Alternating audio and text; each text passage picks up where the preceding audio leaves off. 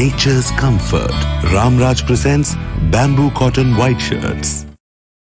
வருண், இன்னைக்கு ஷோக்கு போறதுக்கு முன்னாடி சில கேள்விகளை நான் கேட்கறேன். பதில் சொல்றியா?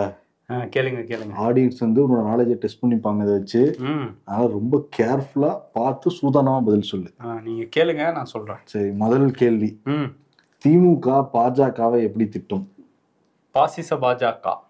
பாசிச பாஜக ஆப்ஷன் இல்லாம டக்குன்னு சொல்லிட்டியே.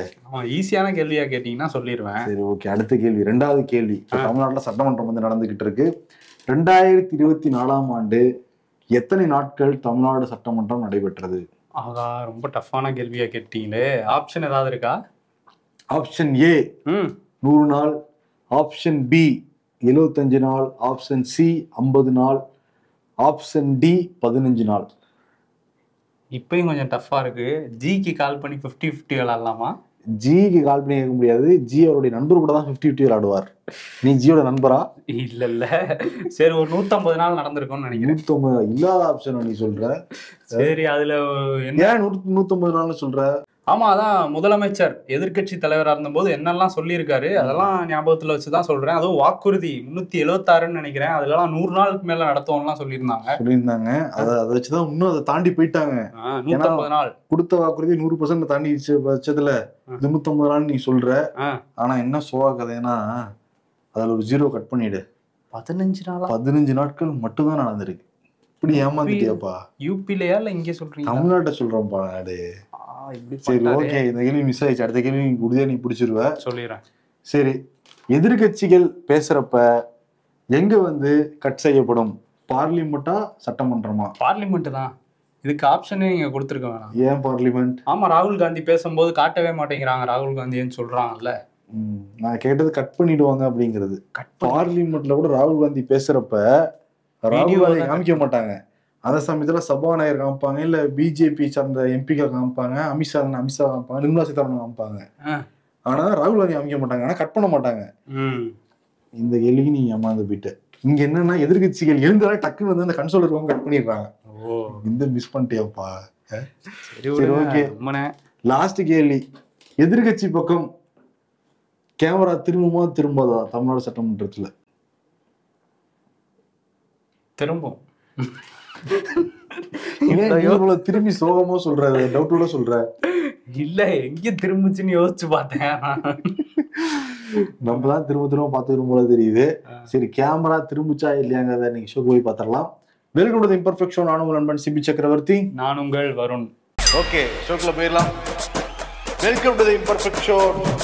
வருண் அவர்களே, இந்த கேள்வி நான் கேட்டுத்தான் தீர வேண்டும். இந்த செட்டப் வேணான்னு சொன்னா கேக்குறீங்களா? பிரச்சாரம் பண்ணிக்கிட்டு இருக்கீங்களே. ஓகே, தமிழ்நாடு சட்டமன்றம் இன்னைக்கு 4வது நாளா வந்து கூடியிருக்கு. முதல் நாள் என்ன நடந்தது? ஆளுநரோட உரை. ஆளுநர் படிக்கல, சபாநாயகர் வந்து படிச்சாரு. 2வது நாள் இரங்கல் தீர்மானம். 3வது நாள் நடந்து முடிஞ்சிருக்கு. இன்னைக்கு வந்து 4வது நாள். நாளோட சட்டமன்றம் முடிவடைகிறது. 5 நாள் நடத்திருக்காங்க. ஆச்சரியமா இருக்கே. சோரா ஏத்துட்டுங்க அப்படிமாதான் இருக்கு. ஏன்னா திமுக கொடுத்த முக்கியமான வாக்குறுதிகள்ல ஒண்ணு, தமிழ்நாடு சட்டமன்றத்தை நாங்க 100 நாட்களுக்கு மேல நடத்துவோம். அப்பதான் மக்கள் பிரச்சனை பத்தி பேச முடியும், உறுப்பினர்கள் அவங்களுடைய கோரிக்கைகள்லாம் சொல்ல முடியும், அமைச்சர்கள் வந்து பதில் சொல்ல முடியும். 5 வருஷத்துக்கும் சேர்த்து 100 நாள் அதுவே வருமாங்கிறதே டவுட்டா தான் இருக்குது. அப்படிதான் போய்கிட்டு இருக்கு. ஆனா அவங்க ஒவ்வொரு ஆண்டுக்கும் 100 நாட்கள் நடத்துவோம்னு சொன்னாங்க. பட் நிறைய நாட்கள் நடத்தினா மக்களோட பிரச்சனை, அவ்வளவு பிரச்சனை வெளிவந்துருமோ என்னன்னு நினைக்கிறாங்கன்னு தெரியல. ரொம்ப கம்மியான நாட்கள் தான் வந்து நடத்துறாங்க. இன்னொரு பக்கம் நம்ம வந்து சொன்ன மாதிரி எதிர்கட்சியில காட்டுறதே இல்லதான். குறிப்பா என்ன சொல்லுவாருன்னா, முதலமைச்சர் மு.க. ஸ்டாலின் ஆகட்டும், இல்ல திமுக எம்பிக்கள் ஆகட்டும், நாங்க நாடாளுமன்றத்துல பேசுறத இன்ட்ரடியூ பண்ணிடுது பாஜக அப்படின்லாம் வந்து குற்றச்சாட்டுலாம் வைக்கிறாங்க. இன்னொரு பக்கம் என்னன்னா, நேத்து சபாநாயகரே சொல்லியிருந்தாரு, ஆளுநர் வந்து பொதுகை கேட்கிறாரு தமிழ் சட்டமன்றத்துல பேசணுங்கிறத.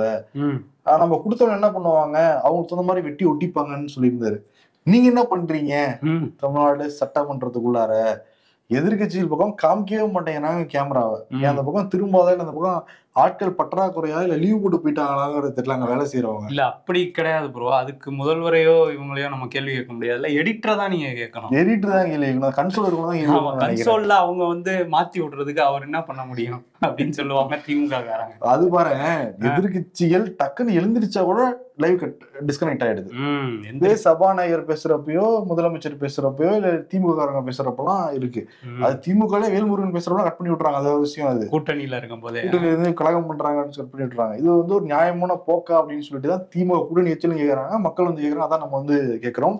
எடப்பாடி பழனிசாமி இன்னைக்கு வந்து ஒரு அறிக்கையை கூட கொடுத்திருக்காரு. அவரு ஆளும் கட்சியோடும் சபாநாயகரோடும் தமிழ்நாடு சட்டமன்றம் முடிஞ்சிடுச்சா, ஏன் எதிர்கட்சி பக்கம் நீங்க காட்டவே மாட்டேங்கிறீங்க, எதிர்கட்சிகள் பக்கம் கேமராவே திரும்பல, எதிர்கட்சி வரிசை உங்களை அச்சுறுத்துகிறதா, எதற்காக நடுங்குகிறீர்கள், யாரை காப்பாற்ற முயற்சி செய்கிறீர்கள், யார் அந்த சார் திருப்பி வந்து கேள்வி எழுப்பியிருக்காரு. இன்னைக்கு அதிமுக எல்லாம் கருப்பு சட்டையை போட்டுட்டு திரும்ப அந்த யார் அந்த சாருங்கிறத பேட்ச்ல அனுபவிச்சுட்டு தான் உள்ள போயிருந்தாங்க. ஆமா போயிருந்தாங்க. உள்ள வந்து யூஜிசி அவங்க கொண்டு வந்து அந்த விதிமுறைகளுக்கு எதிராக ஒரு தனி தீர்மானம் போடப்பட்டிருந்துச்சு. யூஜிசியில அந்த துணைவேந்தர்கள் நியமனம் அது வந்து ஆளுநர் நியமிக்கிறவர் தான் தலைவராக இருப்பார் அந்த தேர்வு குழுவில். அதே மாதிரி யூஜிசியிலேருந்து ஒரு ஆளை நாங்கள் வந்து நியமிப்போம், 3வது ஆள் வந்து பல்கலைக்கழகத்தை சேர்ந்த ஒரு நபராக இருப்பார் அப்படின்னு சொல்லியிருந்தாங்க. மாநில அரசோட பிரதிநிதி இருக்க மாட்டாங்கங்கிறது தான் அந்த மாற்றம். அதை தாண்டி துணைவேந்தர்களாக வரவங்க வந்து 10 ஆண்டுகள் பேராசிரியராக இருந்திருக்கணுங்கிறதெல்லாம் முன்னாடி ரூலாக இருந்தது.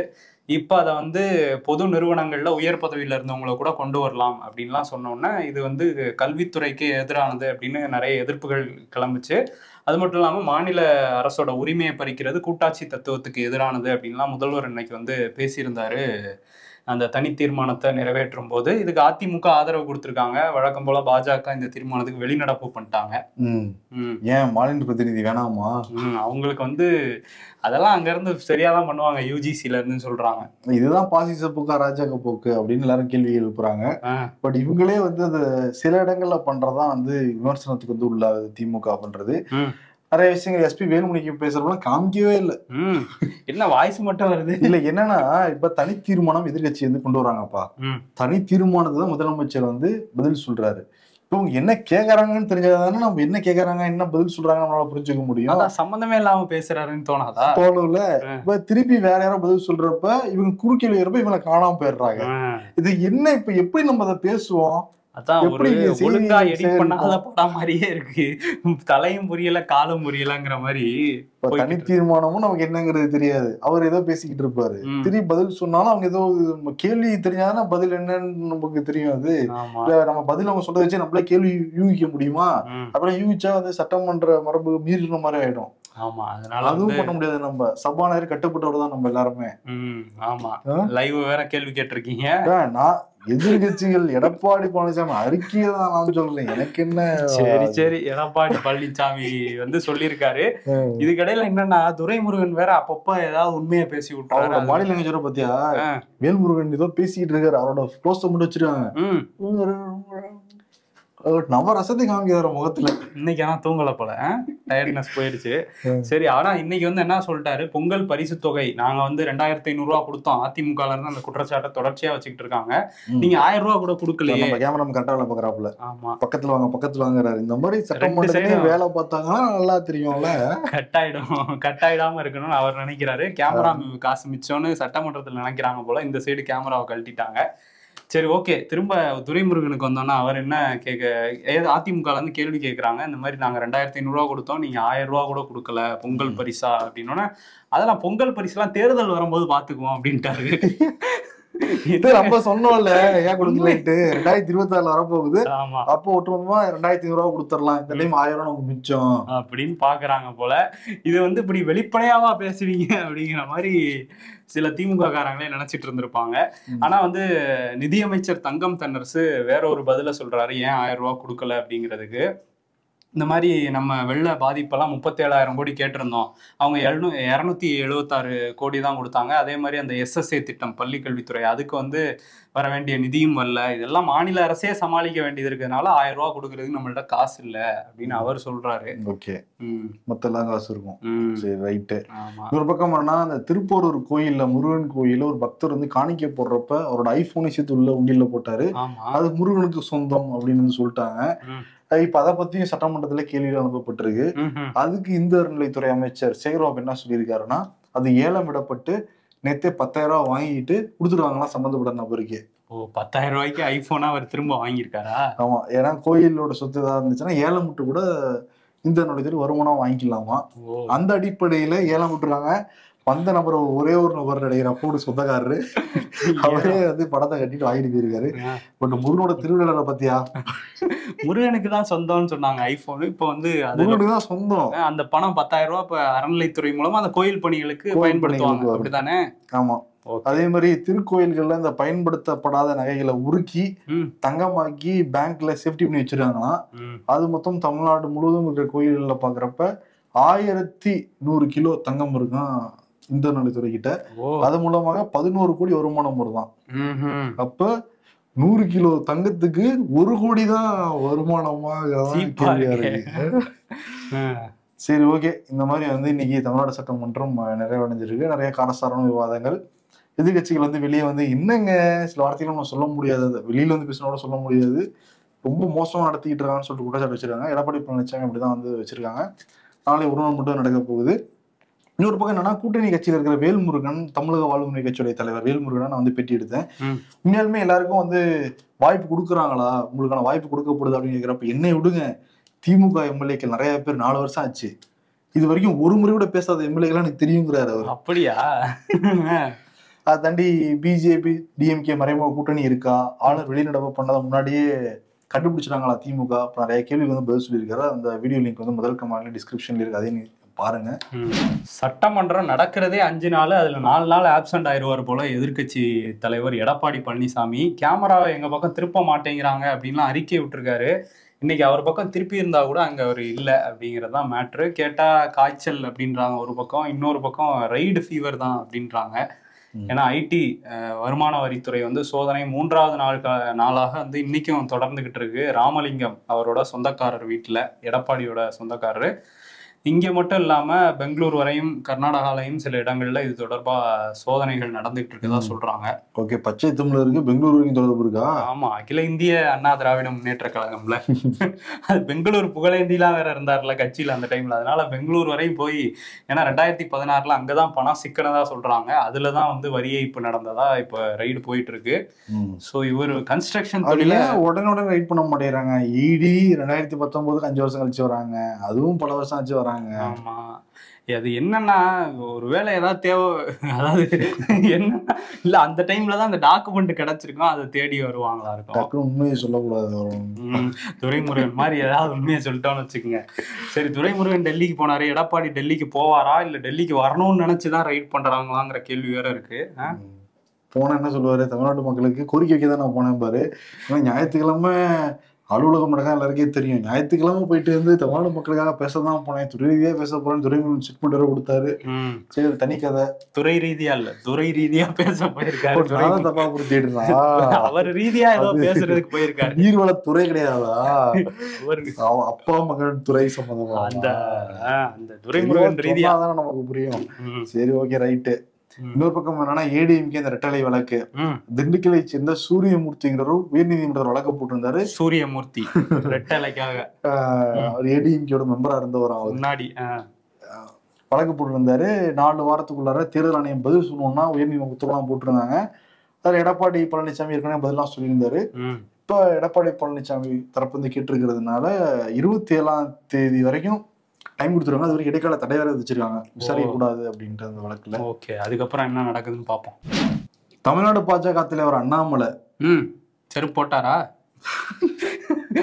இல்ல, போட மாட்டேன்னாரே, என்ன நிலைமைன்னு தெரியல. போட்டுதான் நியூஸ் ஆயிருக்கும்ல, நேஷனல் பிரேக்கிங் நியூஸ். ஏன்னா மதுரையில போஸ்ட் ஓட்டிருக்காங்க அண்ணாமலையோட ஆதரவாளர்கள், பிரேக்கிங் நியூஸ், மீண்டும் தமிழ்நாடு பாஜக தலைவராகிறார் அண்ணாமலைங்கிற மாதிரி ஒரு போஸ்டரு.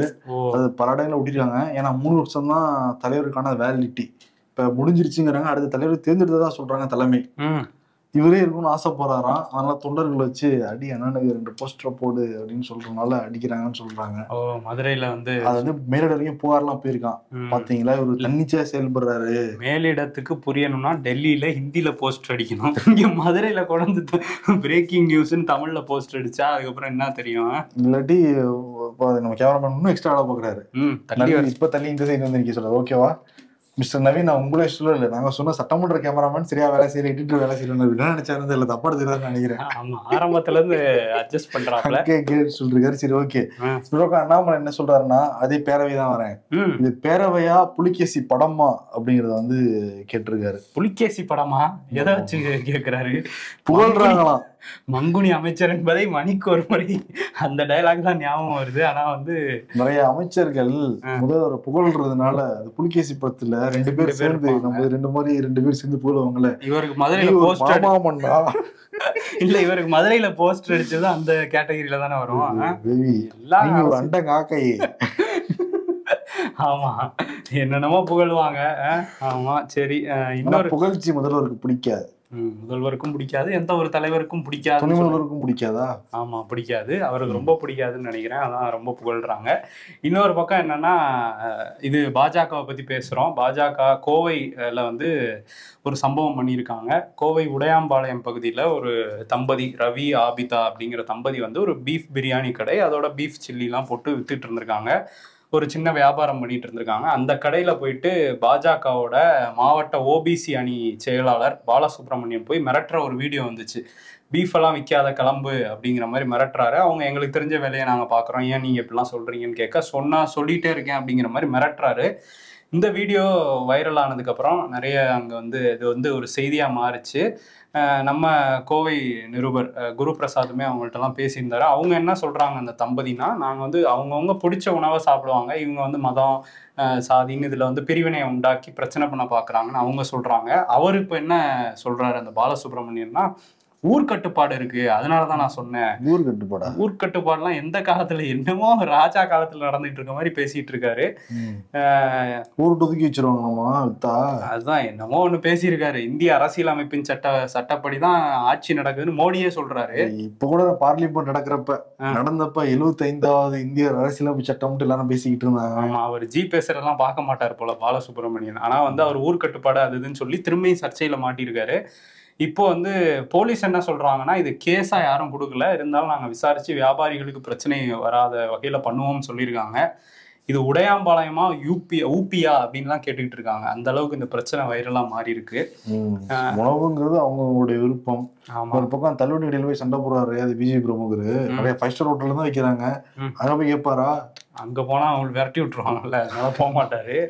சரி, இதுல இன்னொரு விஷயம் என்னன்னா, மதுரையில ஒரு பாஜக நிர்வாகி ஒரு சம்பவம் பண்ணியிருக்காரு. மதுரை கலெக்டர் ஆபீஸுக்கு முதல்வர் ஸ்டாலினோட படத்தை எடுத்துக்கிட்டு கையில கழுத்துல வந்து மோடியோட துண்டா போட்டுக்கிட்டு போயிருக்காரு. மோடி படம் போட்டு. வித்தியாசமா இருக்கேப்பா, மறைமுக கூட்டணிங்கிறாங்கல்ல, பிஜேபி டிஎம்கே மறைமுக கூட்டணிங்கிற ப்ரூவ் பண்ற தொண்டரு. அதுதான், அப்படிதான் நம்ம பார்க்கும்போது படத்தை மட்டும் பார்த்தோம்னா அப்படி தெரியும். ஆனா மேட்டர் என்னன்னா, போயிருக்காரு அங்க மதுரை கலெக்டர் ஆபீஸுக்கு மாவட்ட செயற்குழு உறுப்பினர் சரவணன் நேரடியா போய் ஒரு மனு எடுத்துட்டு போய் கொடுத்துருக்காரு. இங்க வந்து சாராய கடைகள் அதிகமாயிட்டே இருக்கு, திமுக எம்பி கனிமொழி அவங்களே சொல்லியிருக்காங்க பாருங்க, இந்த மாதிரி தமிழ்நாட்டுல விதவைகள் அதிகமாகறாங்கன்னு, அதனால வந்து நம்ம கம்மி பண்ணணும், இதை வந்து 318 கடைகள் இருக்கு மதுரையில, ஸோ அதை வந்து பாதியா குறைக்கணும், அப்புறம் முழுசும் குறைக்கணும். அதே மாதிரி இன்னொரு கோரிக்கையும் சேர்த்து வச்சிருக்காரு. நியாய விலைக் கடைகள், அரசு அலுவலகங்கள்லாம் முதல்வர் ஸ்டாலின் படம் இருக்கு, டாஸ்மாக்லையும் நீங்க முதல்வர் படத்தை வைக்கணும் அப்படின்லாம் கோரிக்கை வச்சிருக்காரு. இந்த கோரிக்கை பார்த்தீங்கன்னா எல்லா இடங்களும் இருக்கும்ல, நியாய விலை எல்லாருக்கும் இருக்கும், டாஸ்மாக் மட்டும் இல்ல இல்ல, அது கவர்மெண்ட் நடத்துற ஒரு கடை தானே அது. அது வீதிக்கு 2 வர இப்பெல்லாம் இருக்கு ஒரு சில இடங்கள்ல. சரி ஓகே. நாம் தமிழர் கட்சியோட ஒருங்கிணைப்பாளர் சீமான் ஒரு ப்ரெஸ் மீட்ல வந்து பேசின விஷயம் பெரிய சர்ச்சையா இருக்கு. விஜய் பத்தின கேள்விக்கு, விஜய் வந்து அண்ணனா இருக்கலாம், தம்பியா இருக்கலாம், அதெல்லாம் வேற, ஆனால் கோட்பாடுன்னு வரும்போது நான் அவரை முரணா பார்க்குறேன். ஏன்னா வந்து பெரியார சித்தாந்த தலைவர் அப்படின்றாரு, அவரோட எந்த சித்தாந்தத்தை நீங்க எடுத்துக்கிட்டீங்க, அவர் என்ன சீர்திருத்தம் பண்ணிட்டாரு அப்படின்லாம் சொல்லி நிறைய பேசியிருந்தாரு. அதுல நிறைய கருத்துக்கள் இருந்தா கூட ஒரு கருத்து மிகப்பெரிய சர்ச்சையா மாறி இருக்கு. உடல் இச்சை ஏற்படும் போது தாயோ மகளோ யாரு கூட வேணாலும் உறவு கொள்ளலாம்னு பெரியார் சொல்றாரு, இதெல்லாம் ஏத்துக்கிறீங்களாங்கிற மாதிரி அவர் சொல்ல, அப்படி எங்க சொன்னாரு அப்படின்னு சொல்லிட்டு நிறைய தந்தை பெரியார் திராவிட கழகம் இன்னைக்கு சீமான் வீட்டுக்கு முன்னாடியே போய் போராட்டம்லாம் வந்து பண்ணியிருந்தாங்க. ஸோ இது ஒரு கொந்தளிப்புல இருக்கு. நிறைய புகார்களும் சீமான் மேல காவல் நிலையத்துல கொடுத்துட்டு இருக்காங்க. அவரோட கொள்கையே பெரியார் எதிர்க்கிறதா, திராவிடம்னு சொல்றது ஒழிக்கிறதெல்லாம் பேசிக்கிட்டு இருக்காரு. ஆனா இந்த அளவுக்கு தரம் தாழ்ந்து அவர் பேசிட்டது வந்து தந்தை பெரியாரை ஃபாலோ பண்றவங்கள ரொம்ப காயப்படுத்தி இருக்கு. போராட்டங்கள் வந்து தீவிரமடைஞ்சிருக்கு. சென்னையில் வந்து சீமானுடைய ஆதரவாளர்கள் வர்றப்ப சில பெரியாரிஸ்ட் வந்து காருக்கு நடையெல்லாம் கூட உடைச்சிருக்காங்க. வழக்கு வந்து போடப்பட்டிருக்கு. மகாராஷ்டிரால புல்தானா அப்படிங்கிற அந்த மாவட்டத்துல ஹிங்னா கல்வாட்டுங்கிற சில கிராமங்கள்ல ஒரு வினோதமான ஒரு நோயா, அது என்னன்னே கண்டுபிடிக்காத மாதிரி ஒரு விஷயம் பரவிட்டு இருக்கு. என்னன்னா, முடியில கை வச்சா அப்படியே கொத்து கொத்தா முடி வருதான். ஒரு வாரத்துல எல்லா முடியுமே கொட்டிடுதான். இந்த மாதிரி ஒரு விஷயம் ஸ்கேமா இருக்க போகுதுப்பா. இல்ல, அந்த மாதிரி ஒரு நோய் பரவிட்டு இருக்கு அப்படின்லாம் சொல்லியிருக்காங்க அந்த பகுதி மக்கள். உடனே மாவட்ட சுகாதாரத்துறை அங்க நேரடியா போய் அந்த தண்ணியில ஏதோ பிரச்சனை இருக்குமான்னு சொல்லி தண்ணீர், அவங்க முடியோட சாம்பிள் இது எல்லாமே வாங்கிட்டு போயிருக்காங்க. தண்ணியா தான் இருக்கணும் அப்படின்னு சொல்லி மருத்துவர்கள் சொல்றாங்க. அதுல ஏதோ கலந்துட்டாங்களா இல்லை என்னங்கிறதெல்லாம் ஆய்வுக்கு பிறகுதான் கண்டுபிடிக்கணும் அப்படின்னு சொல்லியிருக்காங்க. கிட்டத்தட்ட 50 பேருக்கு டோட்டலா எல்லா முடியுமே போயிடுச்சான். அதனால சிலருக்கு உதிர ஆரம்பிச்சிருக்கு. இது எல்லாத்தையும் கட்டுப்படுத்துறதுக்கு அரசு நடவடிக்கை எடுக்கும்னு சொல்லியிருக்காங்க. பாப்போம் என்ன நடக்குது. உலகத்திலேயே மிகப்பெரிய பிசினஸ்ல ஒண்ணு இந்த முடி கொட்டுறதை தடுத்து நிப்பாட்டுற பிசினஸ்.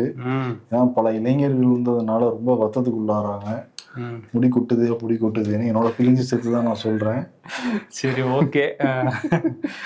இன்னொரு பக்கம் வந்து ஒரு சோகமான செய்தி தான். திருப்பதியில இந்த வைகுண்ட ஏகாதசியை ஒட்டி சொர்க்கவாசல் திறப்புக்கு இலவச தரிசன டிக்கெட்லாம் கொடுத்ததா சொல்றாங்க. இதுல அளவுக்கு அதிகமா மக்கள் கூட்டம் வந்ததுனால கூட்ட நெரிசல் ஏற்பட்டு 6 பேர் வந்து பரிதாபமா உயிரிழந்திருக்காங்க. 30க்கும் மேற்பட்டோர் காயமடைஞ்சிருக்காங்க.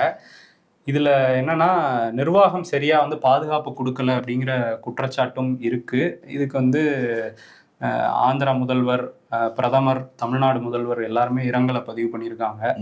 ஆந்திர முதல்வர் என்ன சொல்றாருன்னா, போதிய ஏற்பாட்டை அந்த திருப்பதி தேவஸ்தானம் செய்யல, அதனாலதான் அந்த மாதிரி ஒரு சம்பவம் வந்து நடந்திருக்கு அப்படின்னு சொல்லிட்டு குற்றச்சாட்டு வைக்கிறாரு. ஆனா அவரோட ஆட்சி தான் நடந்துகிட்டு இருக்கு.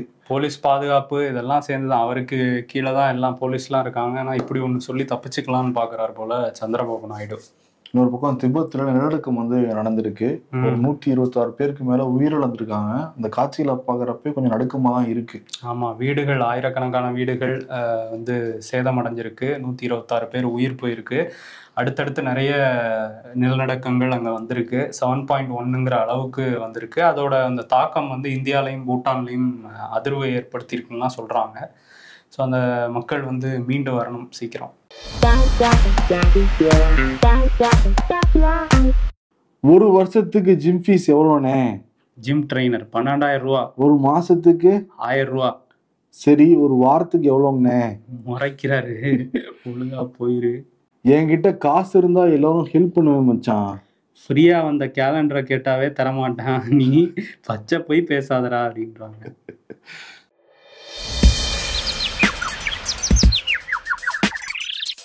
உங்களெல்லாம் பார்க்கும்போது எனக்கு பேச்சே வரல. டேய், டெலிபிராம்டர் ஒர்க் ஆகலன்னு நினைக்கிறேன்.